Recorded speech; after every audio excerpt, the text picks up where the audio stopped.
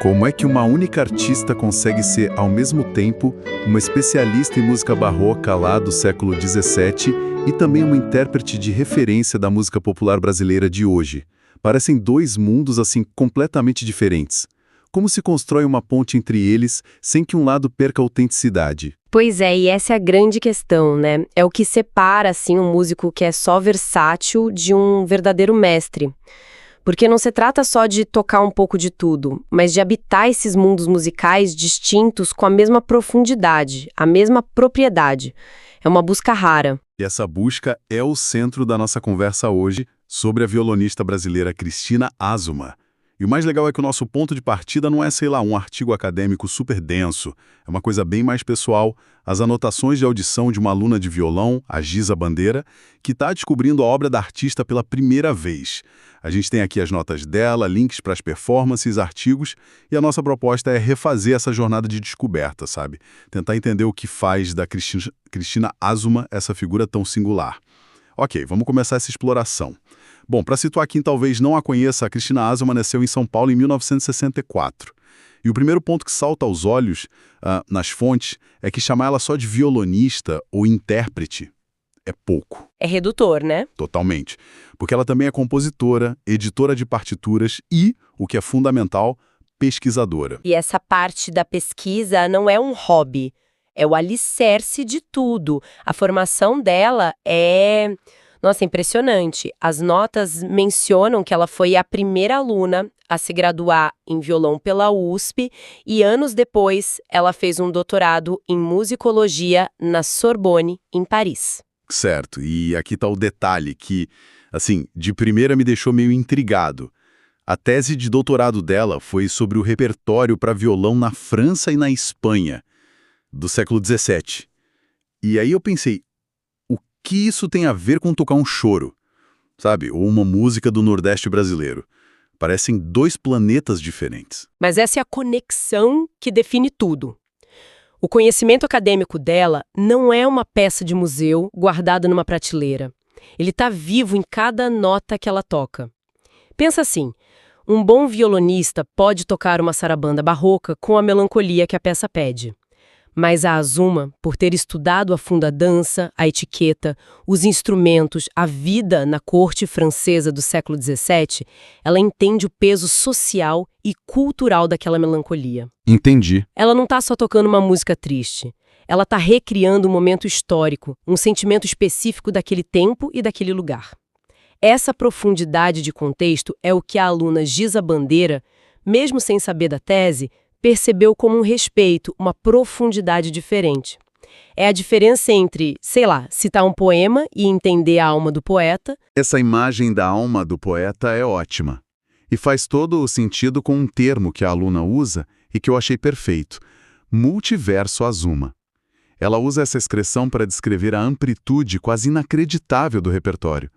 A naturalidade com que a Azuma salta do barroco para o contemporâneo, do clássico para o popular, é algo que realmente chama a atenção. Com certeza. E essa transição fluida, que parece tão fácil quando a gente ouve, exige um domínio técnico e uma sensibilidade que são raríssimos.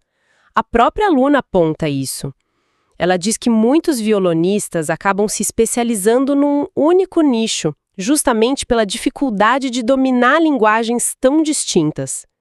A Azuma parece não reconhecer essas fronteiras. E tem um trecho muito sincero nas anotações. A Giza escreve: "Senti vergonha por não ter conhecido antes." Acho que muita gente se identifica com esse sentimento, sabe? De descobrir um tesouro que estava bem ali. Ela também lista qualidades técnicas que os críticos sempre apontam: controle de timbre, articulação, dinâmica, e aí ela resume tudo numa frase matadora. Ela consegue ser delicada e forte ao mesmo tempo. Vamos traduzir esses termos. Controle de timbre, por exemplo, é basicamente a paleta de cores do violonista. É a capacidade de fazer o mesmo violão soar aveludado e quente no momento, é metálico e percussivo no outro, só mudando o ângulo e a pressão do dedo da mão direita.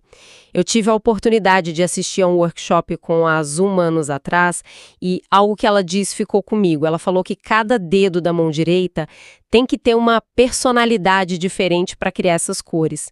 Quando a Luna fala da variedade de sonoridades, é exatamente disso que ela está falando. Que insight fantástico! Isso desmistifica o termo técnico. E sobre essa capacidade de ser delicada e forte, como isso se manifesta na prática? Aí é o controle da dinâmica. É saber sussurrar uma melodia com notas quase inaudíveis e no compasso seguinte explodir com um acorde poderoso, sem perder a clareza, sem soar agressivo. É ter o controle total da energia que se aplica nas cordas. Essa habilidade de navegar nos extremos do volume e da intensidade emocional é o que permite que ela interprete um prelúdio de Bach com reverência e logo depois um baião com toda a sua energia pulsante. E as anotações nos dão um exemplo concreto disso. A Giza destaca um vídeo específico. Cristina Azuma, Sonhos Latinos. É o de número 29 de uma playlist.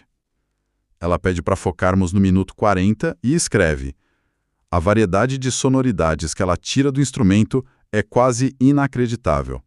Ou seja, não é mais um conceito abstrato, é algo que está ali, documentado, para quem quiser ouvir. Ela não está só tocando o violão, ela está transformando o instrumento a cada frase musical. Exato. O instrumento vira um camaleão sonoro nas mãos dela. Ela não impõe um estilo Azuma sobre a música. Ela usa seu arsenal técnico para servir a essência da obra, seja ela qual for. Essa ideia de servir a obra é um ótimo gancho. As anotações da Giza nos levam a um passeio por peças específicas e é interessante ver como ela percebe essas diferentes facetas. Ela começa pelo álbum de estreia de 1986 e nota que ali já existia a fusão de uma brasilidade violonística com o refinamento da escola clássica. Ou seja, desde o início da carreira não havia essa separação artificial entre o erudito e o popular no trabalho dela. Essas linguagens não eram caixas separadas, mas fios entrelaçados no mesmo tecido. Exatamente. A aluna cita a faixa Canção como exemplo, descrevendo uma atmosfera intimista e delicada, que já seria uma de suas marcas. Mas o que me chamou a atenção foi a análise da interpretação dela para Chamego, uma peça do grande Marco Pereira. A analogia que a Giza usa é linda e precisa. Ela diz que a performance da Azuma é como um tecido de veludo, macio e brilhante. Sabe, ouvir essa descrição me fez parar e ouvir a faixa de novo. E é exatamente isso. É impressionante como uma aluna conseguiu capturar em palavras algo tão sutil. Macio é o toque, a forma como as notas são ligadas umas nas outras sem nenhuma aspereza. E brilhante é o timbre, a clareza cristalina de cada nota, mesmo dentro dessa textura suave. É uma descrição de quem ouve com o corpo todo. E essa sensibilidade nos leva a outra faceta, a de colaboradora. Tem uma análise da micropeça para 2 violões que ela toca com a violonista Regina Albanês. A Giza descreve a peça como um diálogo musical delicado e intimista, mas vai além. Ela percebe a música como um registro de amizade e parceria criativa. A música vira um documento afetivo. E isso levanta a grande questão, o paradoxo dos grandes intérpretes.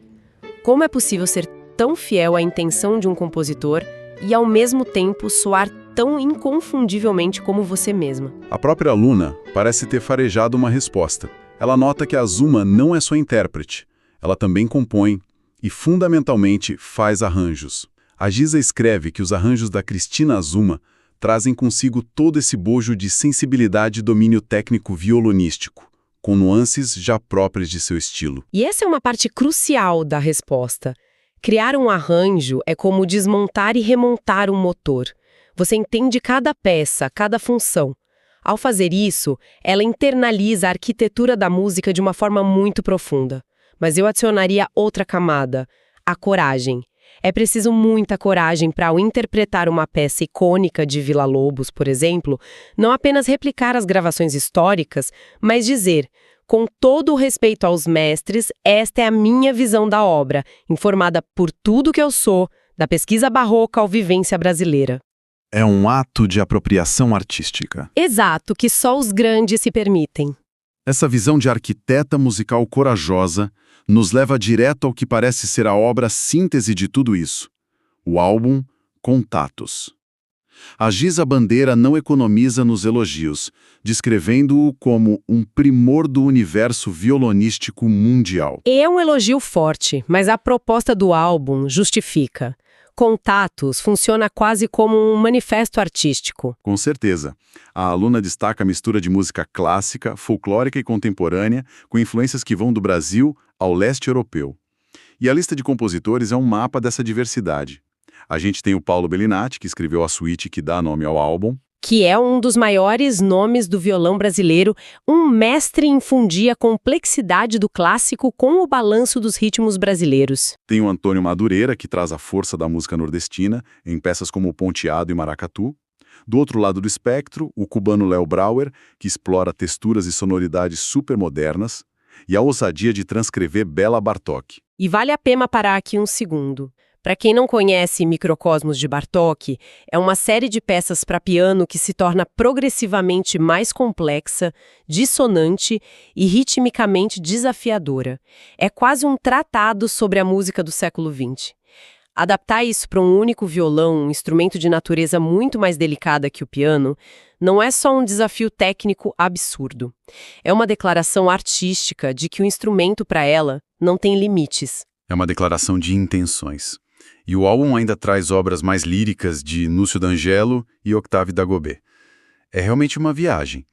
O fascinante nesse álbum é que ele não soa como uma colcha de retalhos. Exato. O álbum não é uma playlist, é uma conversa curada. O violão da Azuma é o fio condutor, o tradutor que permite que o Bairão de Madureira dialogue com a vanguarda de Brauer e a pesquisa folclórica de Bartók. Contatos é a materialização da filosofia dela. A música como uma rede de conexões, não um conjunto de caixas isoladas. E a Giza nos oferece uma lupa para a gente examinar a peça central, a suíte Contatos do Bellinati. As anotações técnicas dela são muito detalhadas. No primeiro movimento, cadência, ela descreve a execução com dedilhados precisos, ligados suaves e o uso de pausas expressivas. São observações de quem entende do riscado. Esses ligados suaves, por exemplo, são como conectar as notas sem nenhuma interrupção, como se a melodia fosse uma única linha de seda contínua. Fazer isso de forma limpa, especialmente em passagens rápidas, é incrivelmente difícil. E as pausas? Às vezes, o silêncio que o músico cria é mais expressivo que as notas que ele toca. É onde a música respira e a tensão se acumula. Exato. E a análise do segundo movimento, Contatos, é ainda mais profunda. Ela detalha a complexidade com passagens com ligados, arpejos rápidos. Arpejos, para quem não é familiar, são as notas de um acorde tocadas uma depois da outra, rapidamente, criando aquele efeito de cascata, né? Isso. Mas a observação mais interessante é sobre as variações métricas que fazem lembrar gêneros brasileiros como o choro e o baião. E essa observação é a chave de tudo. Ela mostra que a brasilidade da peça não é só um tempero ou um enfeite melódico. Tá na estrutura. Exato. Tá no esqueleto rítmico. O choro, com aquela sua melodia saltitante, quase falada, e o baião, com aquela pulsação forte e dançante do Nordeste. Esses elementos estão costurados na escrita da peça. E a execução da Azuma, segundo essa análise, consegue destacar tanto a complexidade técnica de inspiração clássica, quanto essa pulsação rítmica brasileira.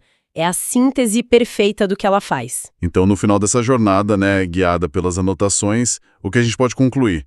Vimos a Cristina Azuma como intérprete, pesquisadora, compositora, arranjadora. A experiência de descoberta da Giza Bandeira nos serviu como um mapa para um território musical riquíssimo que talvez estivesse fora do nosso radar. Para mim, a síntese é que a arte da Azuma é definida pelo diálogo. O diálogo entre o passado e o presente, entre a disciplina acadêmica e a emoção visceral da performance, entre a cultura brasileira e as tradições do mundo. O trabalho dela transcende o instrumento. Ela não usa o violão para tocar música. Ela usa o violão como uma ferramenta para conectar ideias, tempos e culturas. E tem uma última frase nas anotações que ficou ecoando na minha cabeça. A Giza escreve que, depois de mergulhar na obra de Azuma, as recomendações do algoritmo de música dela certamente vão melhorar. Isso parece trivial, mas me parece que aponta para algo maior. Sem dúvida. É uma observação muito perspicaz sobre como a gente consome cultura hoje. Exato. E isso me leva a uma reflexão final para quem nos ouve. Em uma era em que somos guiados por algoritmos que tendem a nos alimentar com mais do mesmo, quantos outros artistas incríveis, quantos outros multiversos como o da Cristina Azuma estão escondidos a apenas um clique de distância da nossa bolha de recomendações? O que acontece quando a gente desliga o piloto automático e parte para uma escuta intencional, ativa e curiosa, exatamente como a Giza Bandeira fez aqui? Talvez a maior descoberta não seja apenas um novo artista, mas uma nova maneira de ouvir.